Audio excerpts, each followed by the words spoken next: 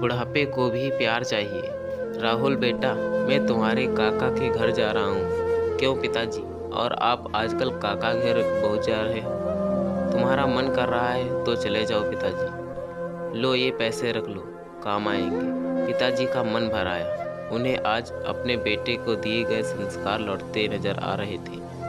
जब राहुल स्कूल जाता था, वह पिताजी से जेब खर्च लेने में हमेशा हिचकिचाता था, क्योंकि घर की आर्थिक स्थिति ठीक नहीं थी। पिताजी मजदूरी करके बड़ी मुश्किल से घर चला पाते थे, पर माँ फिर भी उसकी जेब में कुछ सिक्के डाल देती थी, जबकि वह बार बार मना करता था।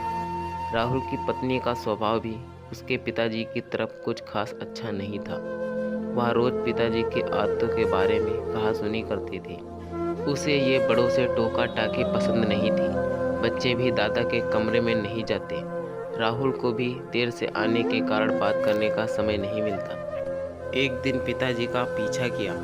आखिर पिताजी को काका के घर जाने की इतनी जल्दी क्यों रहती है? वह यह देखकर हैरान रह गया कि पिताजी तो काका के घर जाते ही नहीं हैं। वह तो स्टेशन पर एकांत में चुपचाप एक पेड़ के सहारे घंटों बैठे रहते थे।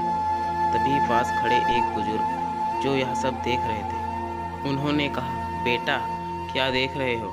जी वो, अच्छा तुम उस बूढ़े आदमी को देख रहे हो?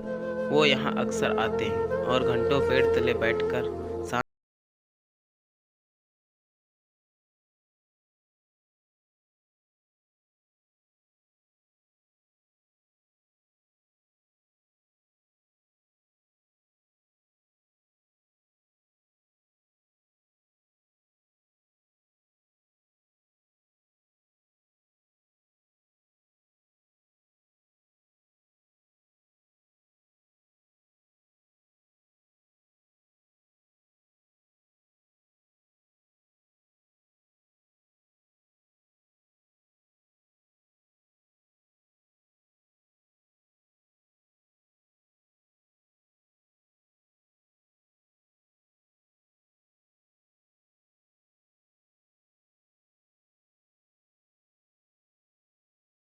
अपने अनुभवों से आने वाले संकटों और परेशानियों से बचाने के लिए सटीक सलाह देते हैं। घर लौटकर राहुल ने किसी से कुछ नहीं कहा। जब पिताजी लौटे, राहुल घर के सभी सदस्यों को देखता रहा। किसी को भी पिताजी की चिंता नहीं थी। पिताजी से कोई बात नहीं करता, कोई हंसता खेलता नहीं था, जैसे पिताजी का घर में कोई अस्तित्व ही ना हो। ऐसे परिवार में पत्नी, बच्चे सभी पिताजी को इग्नोर करते हुए दिखे।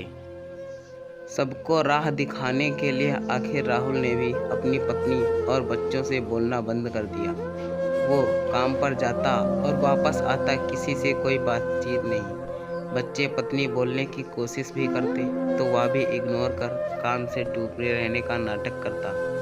3 दिन में सभी परेशान हो उठे। पत्नी, बच्चे इस उदासी का कारण जानना चाहते थे। राहुल ने अपने परिवार को अपने पास बिठाया, उन्हें प्यार से समझाया कि मैंने तुमसे 4 दिन बात नहीं की तो तुम कितने परेशान हो गए। अब सोचो, तुम पिताजी के साथ ऐसा व्यवहार करके उन्हें कितना दुख दे रहे हो। पिताजी मुझे जान से प्यारे हैं, जैसे तुम्हारी माँ। और फिर पिताजी के अकेले स्टेशन जाकर घंटों बैठकर रोने की बात छुपा गया। सभी को अपने बुरे व्यवहार का खेद था। उस दिन जैसे ही पिता शाम को घर लौटे, तीनों बच्चे उनसे लिपट गए। दादाजी, आज हम आपके पास बैठेंगे, कोई किस्सा कहानी सुनाओ ना। पिताजी की आंखें भीग गईं। वो बच्चों को लिपटाकर उन्हें प्यार करने लगे। और फिर जो किस्से कहानियों का दौर शुरू हुआ, वो घंटों चला। इस बीच राहुल की पत्नी उनके लिए फल तो कभी चाय नमकीन लेकर आती। पिताजी बच्चों और राहुल के साथ स्वयं भी खाते और बच्चों को भी खिलाते। अब घर का माहौल पूरी तरह बदल गया था। एक दिन राहुल बोला, पिताजी क्या बात है, आजकल काका के घर नहीं जा रहे हो? नहीं बेटा, अब तो अपना घर ही स्वर्ग लगता है। आज सभी में तो